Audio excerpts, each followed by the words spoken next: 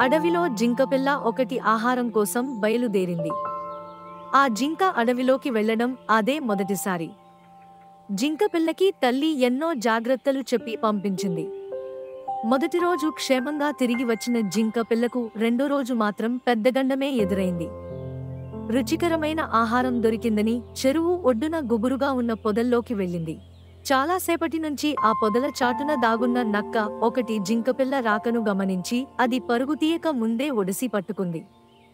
జింకపిల్ల ఒక్కసారి భయంతో ప్రాణాలపై ఆశలు వదులుకున్న మరుక్షణమే దానికి తల్లి చెప్పిన సలహా ఒకటి గుర్తొచ్చింది.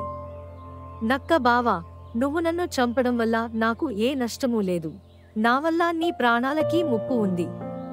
అదే నాకు బాధనిసిస్తోంది అంది జింకపిల్ల. ఏంటి నువ్వు చెబుతున్నది? ఆతృతగా అడిగింది నక్క. నా కాలికి ఓ విషపూరిత ముల్లు గుచ్చుకుంది. ఆ ముల్లు తీయకుండా నువ్వు నన్ను తింటే నీ ప్రాణాలకు ముప్పే కదా అని చెప్పింది జింకపిల్ల. నువ్వు చెప్పేది నిజమేనా? ఏదీ నీ కాలు చూపించు అంటూ అనుమానంగా అడిగింది నక్క. నిజం నక్క బావా, నా కాలే బావుంటే నీకు దొరికేదాన్నా చెప్పు. ఈ పొదల నీడలో నీకు ముల్లు కనిపించదు కాని అలా వెలుగులోకి నడు, నా కాలికి దిగిన ముల్లు చూపిస్తాను అని చెప్పింది జింక. రెండూ కలిసి పొదల్లోంచి చెరువు ఒడ్డుకు వచ్చాయి. జింకపిల్ల నక్కకి చూపించడానికి కాలు ఎత్తినట్టు ఎత్తి ఒక్కసారి దాని ముఖంపై తన్నింది. ఆ దెబ్బకు నక్క చెరువులో పడింది.